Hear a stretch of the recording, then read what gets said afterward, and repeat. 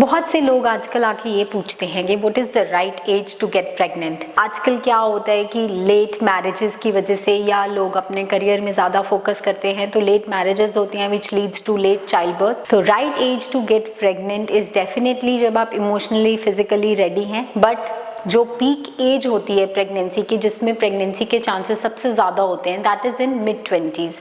इसका रीज़न ये होता है क्योंकि all women are born with fix number of eggs at birth. तो ये जो नंबर ऑफ एग्स हैं विद एवरी मंथली साइकिल, ये नंबर ऑफ एग्स जो हैं वो डिक्लाइन होते हैं। तो बाय 20 द फर्टिलिटी या प्रेगनेंसी रेट जो है वो 25 to 30% होता है पर साइकिल, एज कंपेयर टू जो कि 40 ईयर्स की एज का है, उसका प्रेगनेंसी होने के चांसेस 4% है पर साइकिल। तो जैसे ही जैसे एज बढ़ती जाती है, ये नंबर ऑफ एग्स की क्वालिटी और नंबर दोनों ही कम होता जाता है। बाय 30s जो है वो फर्टिलिटी थोड़ी सी डिक्लाइन करती है और बाय 35 ड्रास्टिकली जो है ना प्रेगनेंसी का रेट काफ़ी डिक्लाइन कर जाता है। अब अगर कोई प्रेग्नेंट आफ्टर 30 भी होता है एज कम्पेयर टू 35 या 40 ईयर्स की एज पे जो प्रेग्नेंट होता है एज कम्पेयर टू जो 20s में प्रेग्नेंट हो रहा है, तो उसके बच्चे को मिसकैरेजेस या और जेनेटिक अबनॉर्मलिटी होने के चांसेस भी ज़्यादा हैं एज कम्पेयर टू जो 40 ईयर्स का है रादर देन जो 20 ईयर्स का है। उसका रीजन ये होता है कि क्वालिटी ऑफ एग्स जो है वो भी डिक्रीज होती है विद एज। तो अगर आप प्रेगनेंसी प्लान कर रहे हैं तो आइडियल एज जो है वो मिड-20s है।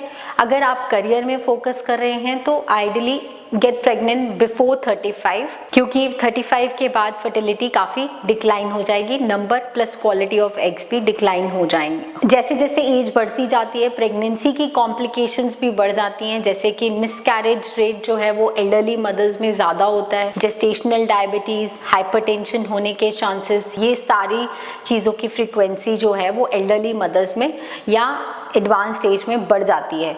जेनेटिक अबनॉर्मलिटी बेबी में होने के, जैसे कि डाउन सिंड्रोम हो गया या टर्नर्स हो गया, ऐसे की जेनेटिक क्रोमोसोमल अबनॉर्मलिटी होने के भी चांसेस जो हैं वो एल्डरली एज मदर्स में या एडवांस एज प्रेगनेंसीज में बढ़ जाते हैं एज कम्पेयर टू जिनकी प्रेगनेंसीज जो हैं वो मिड-20s या अर्ली 30s में हुई है। अगर आप सोचते हैं कि IVF is the solution to all the problems और IVF से प्रेगनेंसी डेफिनेटली हो जाएगी, तो दिस इज़ नॉट करेक्ट।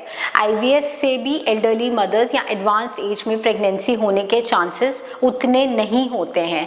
अगर आप डेटा देखें तो ये एविडेंस है कि 43% ऑफ द प्रेगनेंसीज, जो 43% ऑफ द सक्सेसफुल IVF होते हैं जिनकी एज बिटवीन 30 to 34 ईयर्स है, और 31% होते हैं जिनकी एज 35 to 39 ईयर्स के बीच में है, एज कम्पेयर टू 11% जिनकी एज बिटवीन 40 to 44 ईयर्स है। तो सक्सेस रेट IVF का भी विद एज जो है वो डिक्लाइन करता है। मेल्स की फर्टिलिटी भी डेफिनेटली डिक्लाइन करती है, but not as drastically reduce होती है जैसे कि फीमेल्स की होती है।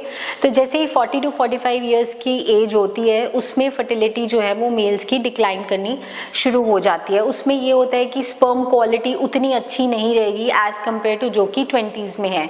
तो स्पर्म क्वालिटी अच्छी ना होने की वजह से कई क्रोमोसोमल या मेंटल हेल्थ प्रॉब्लम्स जो हैं वो बच्चों में पाई जा सकती हैं। अगर आपको कोई और क्वेरी हो तो आप नीचे दिए गए नंबर पे हमें कांटेक्ट कर सकते हैं या फिर आप कमेंट सेक्शन पे भी लिख सकते हैं। इस तरह की और वीडियोस देखनी हो तो प्लीज़ हमारा चैनल सब्सक्राइब करें। Thank you.